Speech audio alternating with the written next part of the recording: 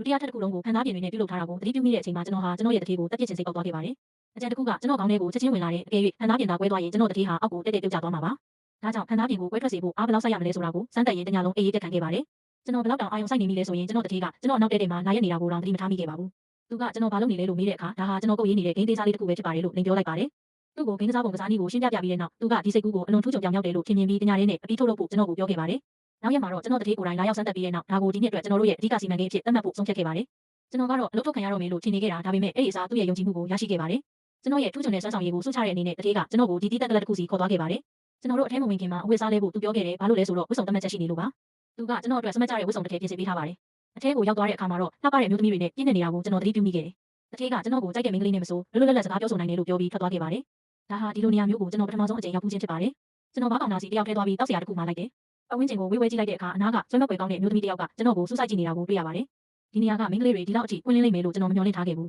။သူမဟာဒီနေရာရဲ့ပုံမှန်ဖောက်တဲ့တယောက်လိုမျိုးတင်းငိမ်လှပစွာနေထိုင်တတ်ပါတယ်။သူမရဲ့လှပတဲ့မျက်နှာမှာထူးခြားတဲ့ဆွဲဆောင်မှုတစ်ခုရှိနေတယ်။ကျွန်တော်တို့တကယ်ပဲစကားလက်ဆောင်ကြားခဲ့ကြပါတယ်။အချိန်တွေကစိတ်ဝင်စားဖို့ကောင်းခါစားမှာပဲကျွန်တော်တထေးကကျွန်တော်တို့စကားပြောနေတာကိုလာဖြတ်ခဲ့ပါတယ်။သူတို့နှစ်ယောက်ဟာတငယ်ချင်းဟောင်းတွေလိုမျိုးရင်းနှီးပုံရပေမဲ့တထေးပေါ်လာတာနဲ့သူမမျက်နှာကအပြုံးတွေတက်ွယ်သွားခဲ့တယ်။သူမကြောက်လန့်နေပုံရပြီးပတ်ဝန်းကျင်တစ်ခုလုံးအနေရခတ်သွားတာကြောင့်ကျွန်တော်အိမ်သာသွားဖို့ခွင့်တောင်းပြီးထွက်လာခဲ့ပါတယ်။မိနစ်အနည်းငယ်အကြာမှာကျွန်တော်ပြန်လာတော့ကျွန်တော်တထေးတယောက်ပဲရှိနေပါတော့တယ်။သူကပစ္စည်းတစ်ခုခုသွားပို့ပေးဖို့ကျွန်တော်ကိုအကူအညီတောင်းခဲ့တယ်။တထေးကိုယ်တိုင်လူကိုယ်တိုင်သွားပို့ရတော့အောင်ပါကအဲ့ဒီလောက်တောင်အရေးကြီးနေတာလဲဆိုတာကိုကျွန်တော်စိတ်ဝင်စားမိပါတယ်။ကားပေါ်တက်ပြီးမကြခင်မှာပဲလူကောင်ကြီးနှစ်ယောက်ကကုန်ပစ္စည်းအချို့ကိုနောက်ပုံထဲလှမ်းထည့်လိုက်ကြပါတယ်။ကျွန်တော်လမ်းထက်သွားခဲ့တယ်ဘာလို့လဲဆိုတော့အထဲမှာလူတစ်ယောက်ရှိနေတာကအထင်ရှားမှုပါ။ကျွန်တော်တထေးဘာတွေလုပ်နေတာလဲဆိုတာကိုသိချင်လို့မေးမြန်းခဲ့ပေမဲ့သူကကျွန်တော်ကိုလစ်လူရှုထားခဲ့တယ်။ကားရက်ပေးဖို့ကျွန်တော်တွတ်တောင်းပန်နေခဲ့မိတယ်။ရုတ်တရက်သူ break အုပ်လိုက်တယ်အရှိမရဲတွေရှိနေလို့ပါ။ကျွန်တော်လုံးသားတစ်ခုလုံးလေဘင်းဝါကြည့်စောင့်တက်လာတယ်လို့ခံစားရတယ်အကယ်၍သူတို့သာကားတွေကအရာကိုရှာတွေ့သွားရင်ကျွန်တော်တို့သွားပြီ။ကံကောင်းထောက်မစွာပဲသူတို့ကျွန်တော်တို့ကိုရှာဖွေခြင်းမပြုခဲ့ပါဘူး။ကျွန်တော်တထေးကလက်စီဆိုင်တစ်ခုလေးကိုကားမောင်းဝင်သွားခဲ့ပါတယ်။သူပတ်စံရှင်းဖို့အထဲဝင်သွားတဲ့အချိန်မှာကျွန်တော်ဟာကျိုးတွေကိုအမြင်ဖြေပြီးအိတ်ကိုဖွင့်လိုက်ပါတယ်။အထဲမှာတော့စောစောကကျွန်တော်နဲ့အတူတောက်ခဲ့တဲ့အမျိုးသမီးဖြစ်နေပါတယ်။တထေးပြန်မလာခင်မှာပဲသူမရဲ့ပါဇက်ကစကော့တိတ်ကိုခွာပေးလိုက်တယ်။သူမဟာကျွန်တော်ဘာမှပြောတာကိုမဆောင်ဆိုင်ပဲကားပေါ်ကနေချက်ချင်းခုန်ချသွားခဲ့ပါတယ်